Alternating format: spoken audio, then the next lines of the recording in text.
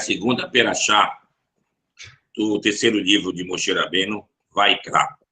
Nessa perashá, a temática continua praticamente igual à da perashá da semana passada, Vaikra, e vai esmiuçar mais um pouquinho sobre os sacrifícios, de como eram feitos os sacrifícios. Sacrifício de Olá. Olá é aquele que subia para o eterno completamente, o que chamamos de holocausto em português. Holos quer dizer o todo, e causto vem de causticante, era justamente aquilo que é queimado. Tinha o sacrifício Zevashelamim, sacrifício de pazes, quando alguém estava realmente bem, feliz com a sua própria vida, fazia do seu coração um sacrifício ao eterno. Então, desse sacrifício comia ele, o ofertante, o sacerdote, e outra parte era consumida no altar. E tinha os sacrifícios por expiação de pecado, por um pecado involuntário, era chamado de hatat. Aí só o sacerdote comia, uma parte era consumida no altar e o ofertante não comia. E o outro era chamado de Asham. Asham é aquele pecado voluntário. A pessoa sabia que era errado, mas assim mesmo cometeu o seu pecado por vários motivos. Então ele fazia isso, e aí ele confessava o seu pecado para ele poder pedir a expiação pelo pecado cometido por ele. Então, nessa perashá de Tzav, a gente tem novamente como era feito esse sacrifício, a divisória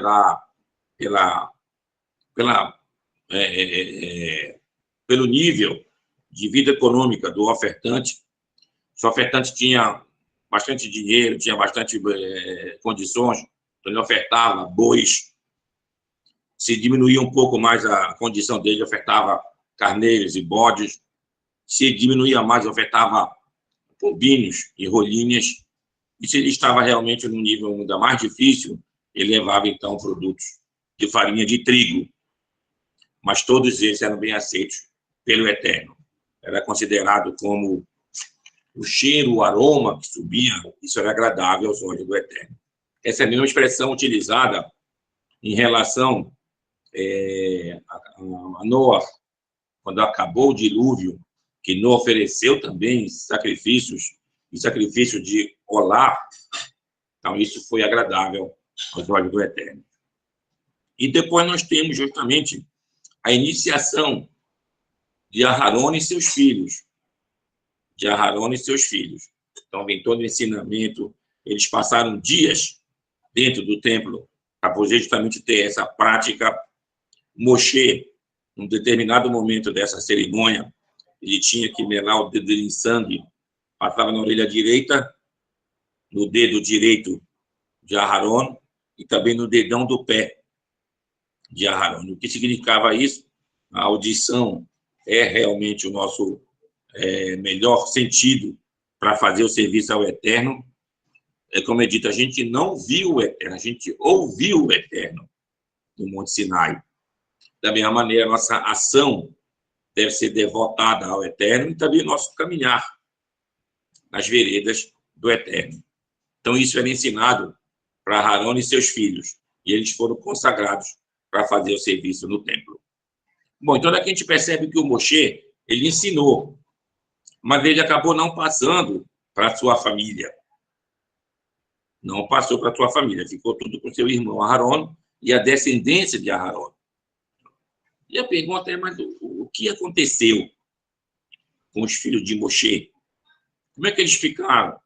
Imagina, o pai deles era praticamente o chefe de Israel, era o dirigente, era o melhor profeta, era aquele que estava ensinando o sacerdócio. Então, como é que ficam os filhos dele? Nada receberam? Então, quem já leu a passagem do livro de Shofetim, Juízes, a partir do capítulo 17 e 18, então lá tem uma história que vai se referir, no final a gente vai ver, aos filhos de Moshe. Então, o que diz lá? Mais ou menos assim, vou ler algumas partes. Havia um homem da região montanhosa de Efraim, cujo nome era Michaihu, de Michá.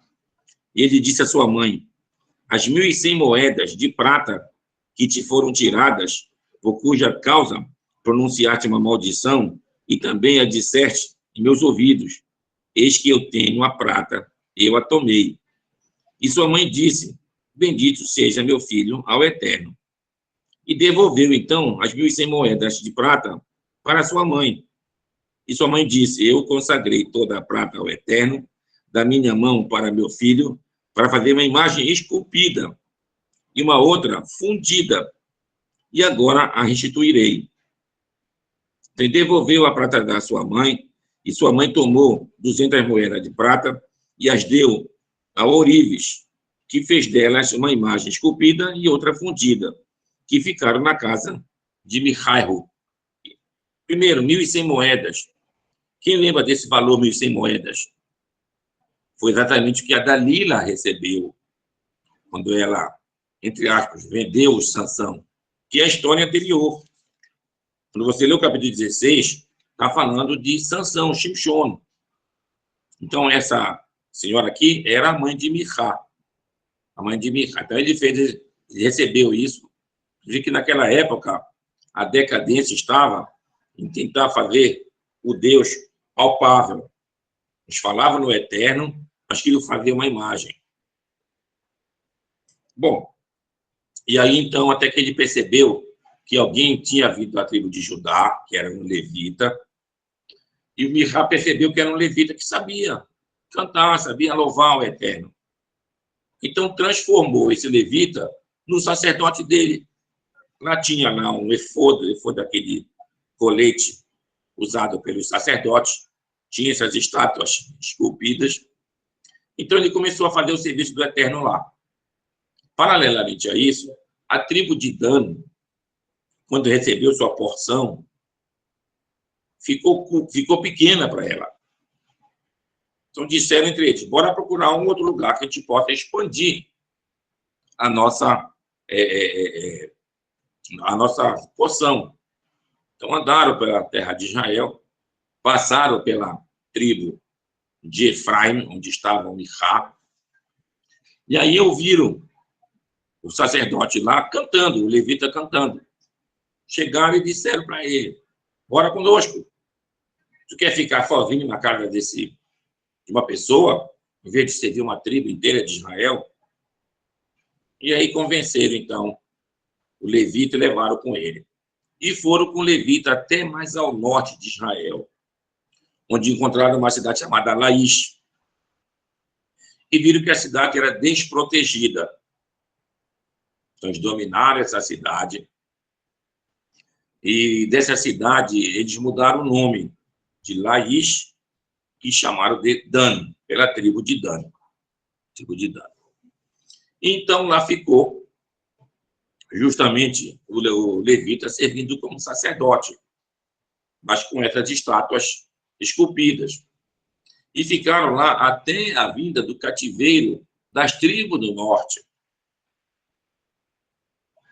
Aí, como era o nome desse levita, a Torá escreve, lá no capítulo 18, no versículo 30. E os filhos de Dan ergueram para si a imagem esculpida, e Jonatã, ben Gershon, neto de Menashe, ele e seus filhos foram sacerdotes da tribo danita até o dia do cativeiro da terra. Estabeleceram para si a imagem esculpida que Michá fizera durante todos os dias que a casa de Deus esteve em Shiló. Então, aqui a gente está vendo, mas Rabino aqui não falou em Moshe, falou filho de Menashe. Olha de novo, Jonatã, ben Gershon, neto de Menashe. Tá, mas se você for ver no texto original, no hebraico, a palavra Menashe, como está escrito no texto, tá? Men, esse nuno aqui, Menashe, está bem em cima, aí vem Shin, Re. Então, se você ler essa palavra sem o nuno, que está bem em cima, vai dar Moshe. Tá? Então, aqui a gente vê que realmente, para não denegrir a imagem do maior profeta do povo de Israel, Moshe, se colocou esse nuno colocado bem em cima, como se fosse de outra tribo. Mas esse levita aqui era justamente Jonatã, filho de Gershom. Quem era Gershom? Filho de Moshe. O filho de Moshe. Então, aqui a gente vê o que aconteceu com os filhos de Moshe. Então, eles desejavam realmente ser parte de uma direção do povo, mas tinha que manter realmente essa qualidade do serviço, não fazer mistura. Tinha que se preocupar principalmente com a questão do ouvir e não do ver. Então, isso foi a luta dos nossos profetas, em várias épocas, em tentar manter o povo nessa retidão. É como a gente vê, se hoje em dia ainda é difícil para muitas pessoas fazerem um serviço a Deus sem imagens, imagina no passado. Então, daqui a gente viu o que aconteceu com os filhos de Moshe. E outra, aqui fala que Laish, essa cidade, foi mudado o nome dela para Dan. Então, como explicar, por exemplo, lá no capítulo 14 de Gênesis, capítulo 14 de Gênesis, quando é contada a história daqueles reis que vieram da Mesopotâmia, como Amrafel, Melech-Tinar, Kedorlaomer, Melech-Eilam e outros, e dominaram aquelas cidades da terra de Canaã, entre elas Sodoma e Gomorra e outras cidades. E levaram cativo Lot, que era o sobrinho de Abraão. Então, Abraão reuniu 318 dos seus e saiu atrás de emboscadas para recuperar tanto o despojo como também salvar o seu sobrinho Lot. E assim ele fez. Então, quando Abraão saiu nesse encalço, atrás desses da Mesopotâmia, ele chegou até Dan. Até Dan. Pergunta como que a Torá está escrevendo Dan, essa palavra aqui? Se Dan foi fundado, a gente vê lá no capítulo 18 de Juízes, bem depois da morte de Moshe, que já fala do neto dele. Então, como é que Moshe poderia ter escrito Dan, lá no capítulo 14 de Gênesis? Isso aqui é uma grande pergunta. A resposta está exatamente no que explica, por exemplo, Flávio Joséfos. Flávio Joséfos, que era um judeu, combatente contra o Império Romano, acabou perdendo a guerra na guarnição que ele estava. Então, ele foi um dos que se entregou ao Império Romano, foi visto como um traidor, logicamente, pelos outros judeus, mas ele, digamos assim, na sua consciência, escreveu aí a história dos judeus, escreveu sobre a antiguidade do povo de Israel, escreveu a guerra dos judeus, escreveu um livro, já na época dele, contra antissemitismo, chamado Contra Apium. Então, nesses livros dele, ele faz uma recapitulação da nossa história, ele menciona esse fato. Ele diz que Abraão perseguiu esse da Mesopotâmia, não é até a cidade de Dan, até as nascentes do rio chamado Dan. Então, mas que rio é esse que ninguém conhece? Então, é assim, onde tem o lago Kinneret e o Mar Morto, tem o rio Jordão. Por que é chamado dele de Jordão? Em hebraico, Yarden. Como é escrito Yarden? Yodresh, Dalet, Nun. E é como se fosse com dois Dalet da palavra. Yared quer dizer descer. E Dan, o Dalet e o Nun. E antes de chegar no lago Kinneret, ele é um rio menor. Lá ele é chamado de Dan. Rio Dan. Nahal Dan. Então, nas cabeceiras de Dan, foi lá que o Abraão chegou. Então, a gente vê que, ao chamarem a cidade, mas já tinha um lugar. O Rio Jordão já era conhecido, já era chamado de Dan, realmente. Então, é isso que explica, então, por que Moshe escreveu lá no capítulo 14 de Gênesis sobre Dan. Não sobre a tribo, e sim a origem do Rio Jordão. Então, daqui a gente está vendo que a gente tem que ter realmente toda a nossa vocação para esse serviço do Eterno. E isso vem explicar para nós uma frase que tem na Tefilá, que diz assim, Michamocha Bailim Hashem, Mikamocha Nedar Bakodesh. Aqui tem um problema de gramática. Se eu falo Michamocha, com Raf, sem o ponto dentro, essa é a gramática correta. Por que ela é correta? Porque a palavra mi, embaixo dela tem um ponto, que é um Hirik, e do lado dela tem um Yod. Isso chama-se Hirik Gadol. Então, é um I grande. Se I é grande, a próxima letra que vier, se ela tiver um daguejo dentro, um ponto dentro, esse ponto dentro sai. Então, está correto. Michamocha Bailim Hashem. Tá, mas o segundo que a gente fala, não saiu. A gente vai dizer Mikamocha Nedar Bakodesh. Por que não saiu? Que era para seguir a gramática. Esse segundo não saiu. Que a gente fala assim, Michamocha Bailim Hashem, fala o nome de Deus. Então, a gente não deve falar em seguida Micha, lembrando esse personagem, que fez justamente uma estátua esculpida para fazer um serviço, que é uma idolatria. Então aí tu bota, mesmo na gramática sem ser tão correta, o daguesh, para diferenciar em relação ao nome do Eterno. Então tu diz Mikamocha Bailim Hashem. Logicamente tem um outro midrash a respeito desse mesmo assunto, que diz que essa frase, originalmente, ela foi falada pelo faraó, quando eles foram afogados no Mar Vermelho. Então, eles se levantavam e saíam da água. Então, primeiro saiu Michamocha, e o segundo com a água, Mikamocha. Esse é o midrash que conta isso. Mas, de qualquer maneira, para a gente entender aqui qual é a função de uma e de outra. No mesmo exemplo, a gente tem no Ad Hashem Moshe, aquela oração que foi cantada por Moshe pelo povo, fala a palavra Mikedash. Tá, mas a palavra não é Mikedash, é Mikdash.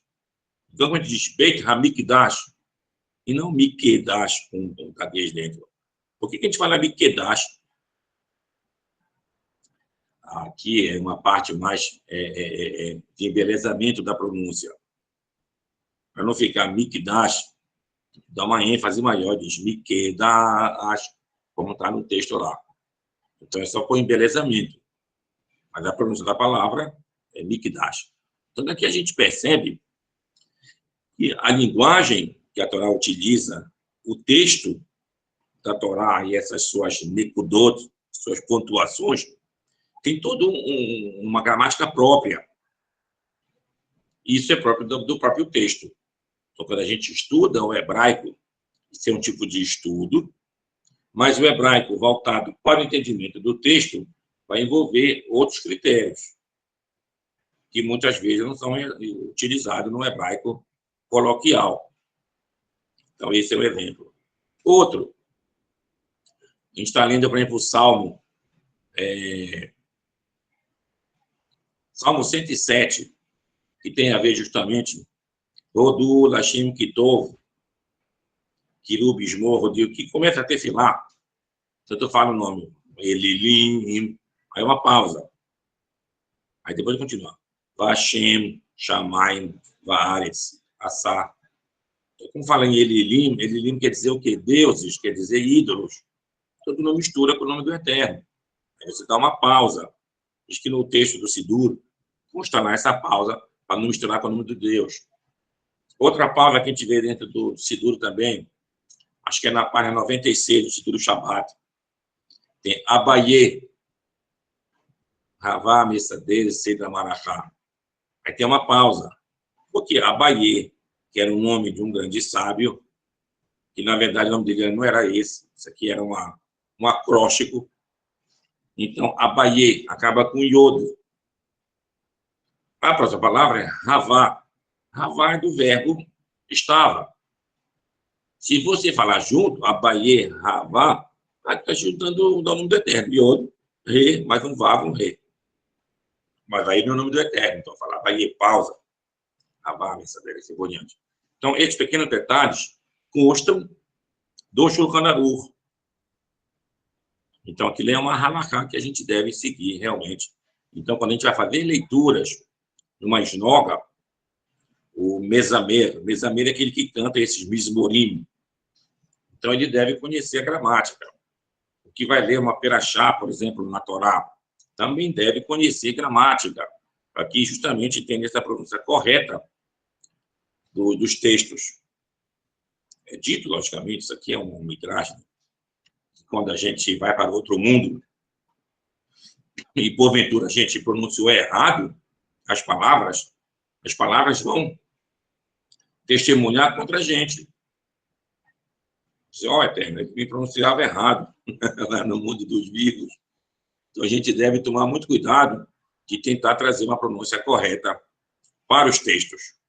Logicamente, todos nós temos nossas dificuldades, isso é natural, mas é uma preocupação para que a gente possa realmente ter uma leitura perfeita. E isso é tão importante, que é justamente a nossa transmissão de geração em geração. Então, quando os nossos filhos, quando os nossos alunos vêm aprender, devem passar justamente isso daí. Hoje em dia, graças a Deus, nós temos Sidurim, que tem o hebraico aqui, tem um transliterado, que é como se dá a pronúncia desse hebraico aqui, e o traduzido, que é o conteúdo que a gente realmente está lendo. Outra dificuldade que a gente tem justamente com a leitura do hebraico é saber se uma palavra é paroxítona ou então oxítona, e raramente proparoxítona. É muito raro isso, mas tem. Então, como consta o nosso Sidur, quando não tem sinal algum, a palavra é oxítona, é no final, a última sílaba, que é a sílaba tônica. E quando ela for paroxítona, ela tem um tracinho embaixo da sílaba, que ele serve como se fosse um sinal. Outros Sidurim, às vezes, trazem isso também. E quando, em vez disso, está a cantilação, ou seja, os ta'amim também servem para indicar justamente a leitura. Isso em hebraico chama-se milerá. Milerá quer dizer oxítona. Ou então mileel. Mileel. Mileel, que quer dizer justamente paroxítona. Então, é isso que a gente deve ter realmente a atenção, a gente procurar fazer uma leitura mais perto possível de uma perfeição. Então, a gente vai para a esnoga, a gente está aprendendo. A esnoga faz esse papel. Só vou conseguir justamente ter uma leitura mais perto da perfeição com a minha fluência. A gente vai, todo dia, vou colocando, eu vou falando. E daí a preocupação que todas as esnogas do mundo inteiro se preocupem em fazer suas orações no texto original, ou seja, no hebraico. Então, isso facilita muito para nós. A respeito disso, alguém me perguntou sobre Purim, que foi justamente anteontem. Ontem foi Xuxano Purim, mas o Purim das cidades que não são amuralhadas foi no domingo. Bira, eu não tenho Megilá. Como é que eu faço? Tá, mas você tem um Tanar, na sua casa, ou em português, ou em hebraico. Ah, eu tenho. Tudo bem. A gente leva o Shulchan Aruch no Simane é no Tarsá é 691. No Seif quer dizer, tipo, o artigo 6. Aquele que não tem uma Megilá Kesherá, ele pode ler isso no Humash. Humash é no livro, lê sem berachá, mas não deixa de cumprir a mitzvah da leitura da Megilá. Então, a gente está vivendo uma situação hoje, principalmente fora da terra de Israel, ou então entre pessoas que, às vezes, não estão tão ligadas, mesmo em Israel, não estão tão ligadas às minúcias da lei, como é que ele deve cumprir, como é que eu não posso, tudo mais. Então, a gente tem que ver as várias possibilidades para que alguém, de fato, possa cumprir devidamente a mitzvah da Torá. Outro exemplo, Birkat Hamazon. Birkat Hamazon, que consta do Sidurim, geralmente o Birkat Hamazon é grande. Grande. Então, logicamente, se eu tiver tempo, eu devo ler o Birkat Hamazon grande. Mas muitas vezes eu estou numa situação, por exemplo, de rua. Comi um pão com manteiga. Não tinha onde lavar a mão. Comi, então eu faço comer esse pão com manteiga. Para dizer a berachá de vida dele. Então, o que fala halachá? Eu pego um papel para não tocar no pão, só com papel, e digo a berachá. Baruch atah Hashem Elokeinu melech haolam, hamotzi lechem min haaretz. E como o pão. Acabou de comer o pão, agora eu quero fazer o Birkat Hamazon. Tá, mas eu não tenho. E agora, como é que eu faço o Birkat Hamazon? Eu também não tinha de cabeça aquele Birkat Hamazon grande. Então, vamos ver as situações. Então, existe o Birkat Hamazon mais antigo do Rambam, que é bem menor desse Birkat Hamazon que consta no Sidurim. Então, é do Rambam mesmo. E ainda assim, ainda fica difícil. Então, e tem o Birkat Hamazon menor ainda. Menor ainda. Isso consta da Guimarães, Masechet Berachot, a do Berachot, que é contado sobre alguém que não sabia ler nem escrever, e ele disse umas palavras da época que se usava, na época dele, o Talmud, se usava muito o aramaico. Então, ele falou em aramaico. E outros sabem também, isso é considerado como uma bênção do Birkat Hamazon. Do Birkat Hamazon. Mas ele deveria dizer as outras, Berachot. Isso, que o Birkat Hamazon ele é constituído de 4 Berachot. A primeira, gente, Birkat Hazan, aquela que é do alimento, que me satisfaz. Então, essa Berachá, ela foi compilada por Moshe. É a primeira. A segunda Berachá fala Al-Haaretz e Al-Amazon, ou seja, sobre a terra e o alimento. Essa já foi de Yehoshua, que conquistou a terra de Israel. A terceira bênção é a bênção da construção de Jerusalém, da época do rei Davi e do rei Salomão. Fala, Bonei Berachamav Jerusalém, amém, a bênção. Essa é a terceira. E tem a quarta. A quarta é a bênção Tov Verhametivo, aquela de agradecimento pelas bondades que o Eterno me dá. Então, são 4 bênçãos. Então, isso no decorrer dos séculos, aquilo foi aumentando, logicamente.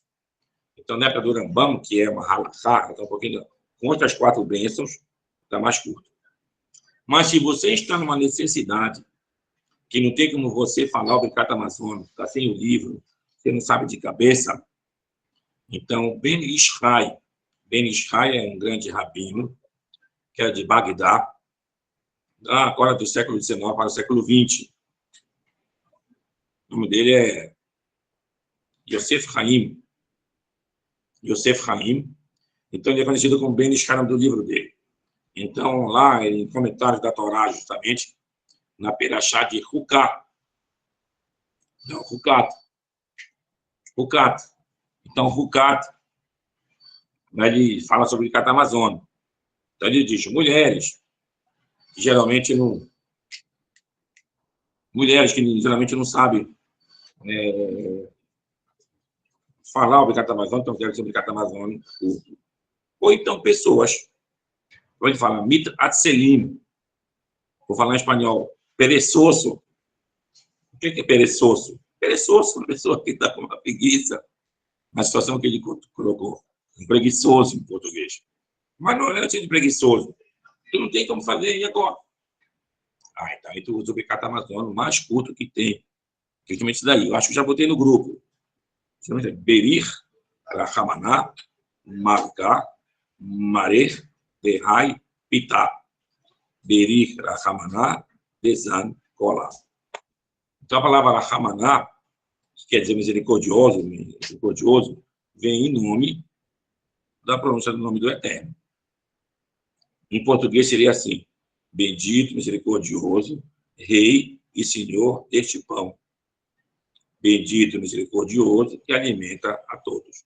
Então, se você estiver numa situação que você não tem como fazer o agradecimento a Deus pela sua comida, você não vai deixar de não cumprir essa mitzvah, que essa mitzvah, ela consta assim, ve'achalta, ve'savata, uberarta e tashem eloquer. Ou seja, e comeste, ve'achalta, ve'savata, ficou satisfeito. O que deve fazer? Uberarta, para ter a bênção eterna. Então, a gente vê que a gente deve fazer no nosso dia a dia esse serviço ao Eterno. Esse serviço ao Eterno. Logicamente que, às vezes, a gente não anda com a kippá todo o tempo nas nossas cabeças, até pela questão de pessoas hostis a nós, Yehudim, a nós judeus. Isso a gente vê, lendo Megilá de Esther, que a gente leu, a gente sente na pele, hoje em dia, a mesma situação de perigo de vida para nós. Quer dizer, aquilo deveria ser uma história assim, bastante longe, na época do Império Persa, lá da Antiguidade, aconteceu. Alguém queria matar todos nós, cara. A gente conseguiu transformar, veio na Raforu, de mudar isso. Estamos vivendo a mesma situação em nossa época. O perigo que a gente corre em qualquer lugar do mundo, a gente vê a realidade do que nossos textos estão falando. A realidade do que a nossa história realmente expressa e passa de geração em geração. Então, ou você leva um chapéu que não indique que você seja judeu, ou então você é uma pessoa corajosa. Eu uso que para na rua e não quero ver quem vai me bater. Tá bom. Para uma pessoa mais normal, tá bom, use uma descrição. Tudo bem, você é discreta, mas faça o serviço ao Eterno. Então, é dessa maneira que a gente deve realmente, a cada momento, se você for ingerir algum alimento que chega à sua mão, deve proferir uma bênção ao Eterno.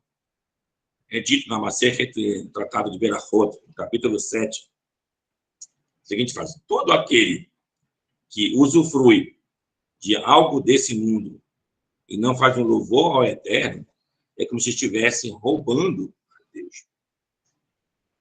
Então, é isso que é importante que a gente tem de fazer sempre esse louvor ao Eterno quando vai ingerir. Exemplo: Baruch atah Adonai, Eloheinu melech haolam, asher hakol nihya bidvaro.